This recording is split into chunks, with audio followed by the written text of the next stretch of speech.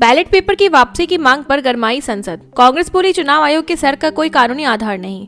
लोकसभा में चुनाव सुधारों पर चर्चा के दौरान कांग्रेस नेता मनीष तिवारी ने कहा कि निर्वाचन आयोग द्वारा कराई जा रही विशेष गहन पुनरीक्षण प्रक्रिया पूरी तरह गैर कानूनी है और इसे तत्काल बंद किया जाना चाहिए। उन्होंने बैलेट पेपर से चुनाव दोबारा शुरू करने, मुख्य चुनाव आयुक्त की नियुक्ति समिति में सीजेआई और राज्यसभा विपक्ष नेता को शामिल करने की वकालत की। साथ ही चुनाव से पहले खातों में नकद हस्तांतरण पर रोक लगाने की मांग भी उठाई।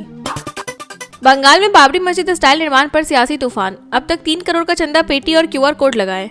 टीएमसी से निलंबित विधायक हुमायूं कबीर ने मुर्शिदाबाद के रेजी नगर में बाबरी मस्जिद के मॉडल पर आधारित मस्जिद की आधारशिला रखी, जिसके लिए अब तक करीब 3 करोड़ रुपए चंदा एकत्रित होने का दावा किया गया। सुरक्षा व्यवस्था के बीच आयोजित कार्यक्रम से बंगाल की राजनीति गर्मा गई है। अगले वर्ष विधानसभा चुनाव से पहले इस धार्मिक अभियान ने राजनीतिक दलों के बीच नया विवाद खड़ा कर दिया है।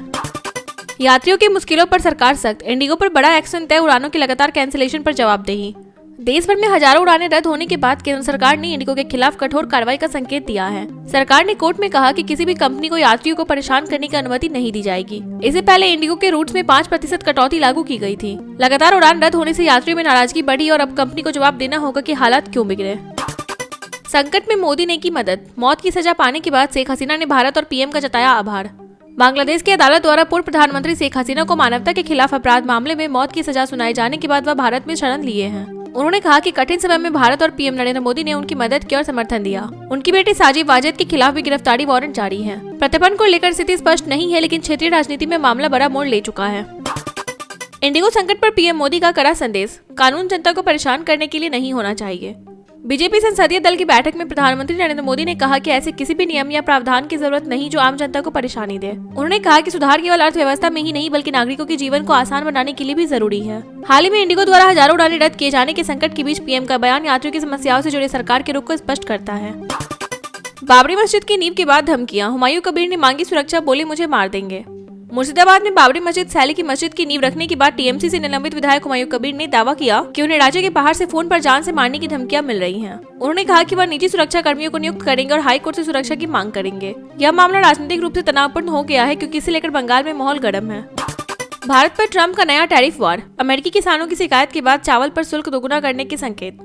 अमेरिकी राष्ट्रपति डोनाल्ड ट्रंप ने संकेत दिया है कि भारत से आयातित चावल पर टैरिफ दोगुना किया जा सकता है। अमेरिकी चावल उत्पादकों की शिकायत है कि सस्ते विदेशी उत्पाद मार्केट को प्रभावित कर रहे हैं। रिपोर्टों के अनुसार कनाडाई और उड़क आयात पर भी शुल्क बढ़ाने पर विचार हो रहा है। यदि नया टैरिफ लागू हुआ तो यह भारत की कृषि निर्यात के लिए बड़ा झटका साबित हो सकता है। महाराष्ट्र में सियासी हलचल। शिवसेना यूबीटी का दावा, सिंधे गुट के 22 विधायक पाला बदलने को तैयार।